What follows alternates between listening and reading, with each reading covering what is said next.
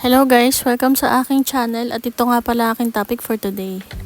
Lonely kisses passing by the river. So ito na ang ating first topic guys. So yan, how to correct birth certificate clerical error. So Philippine edition to guys. So hindi ko alam kung paano kung sa ibang bansa to nangyari ha.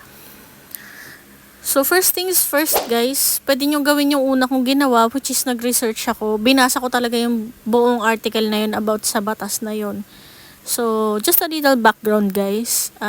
Nung panahon na inaprobahan yung tungkol sa batas na yun, isa ako sa mga I think una na nakapag-ayos. Kasi back then 2012 yung naalala ko guys. So nung time na yun, inaabangan ko talaga magkaroon ng implementing rules and regulations ang batas na yon. Para lang malinaw guys, bago lang ako sa paggamit ng app na to.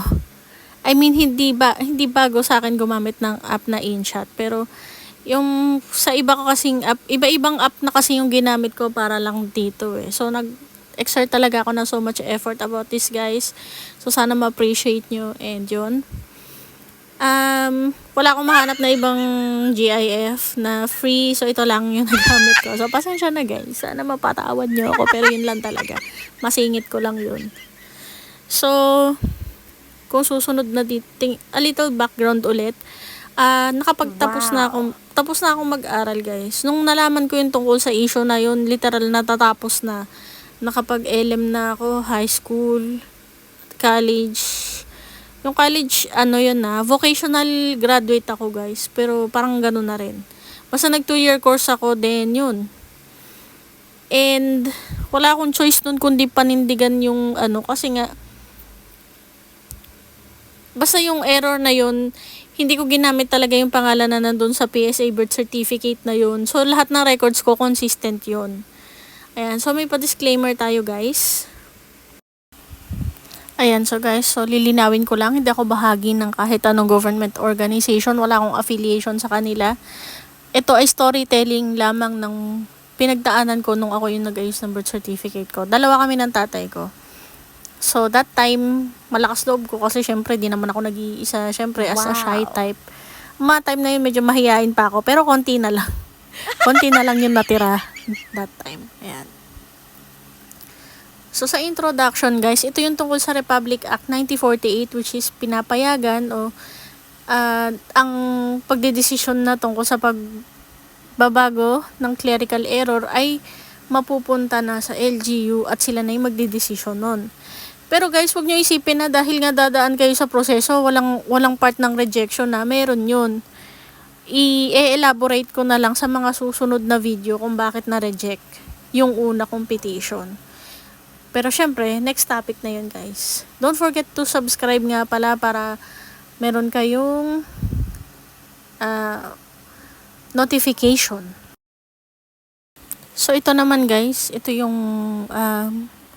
reason, ayan, yung about me, para malaman nyo kung paano nga ba na nakatapos ako na may mali sa birth certificate ko. Syempre meron tayong objectives, ayan. So, tapusin mo tong video to para makakuha ka ng maraming information. So, ang pinaka-goal ko talaga sa paggawa ng video na to ay magbigay ng guide or magbigay man lang ng idea sa mga tao kung ano nga ba yung pinagdadaanan ng mga tao nag-aayos ng birth certificate. So, ayan guys, since bago lang ako sa pag-e-edit sa ganito, i-pause nyo na lang para mabasa nyo yung pwede nyo rin i-print. Kasi kaya ko siya ginawa sa ganyang paraan para mas madali makuha ng mga tao kung sakali gusto nila i-print, ayan, at least meron. Pwede nyo rin i-screenshot kung sa cellphone kayo nanonood. So, ayan na yung listings. Tapos, syempre, meron tayong procedure recap. Ayan, so ito na guys yung procedure recap. Ayan, filing petition publication first, syempre. Yung petition guys, 3 months yun na. Kasi parang paulit-ulit na lang sa akin tinatanong kung gaano katagal, ilang araw. 3 months yun guys, pag petition. And then, pagka okay na, lalabas na yung finality. Ito guys, important reminder pa rin na magfa-follow up kayo Pagkatapos yung mag-petition, yung after ng 3 months, kailangan nyo mag-follow up. Kailangan nyo malaman kung approved na ba yun, yung petition nyo. Tapos, syempre, kung hindi pa, kailangan nyo mag-appeal kung sakaling ma-reject. And, kailangan nyo talaga ng follow-up. Sobrang kailangan guys. Para malaman nyo if nagtuloy-tuloy ba yung proseso o hindi.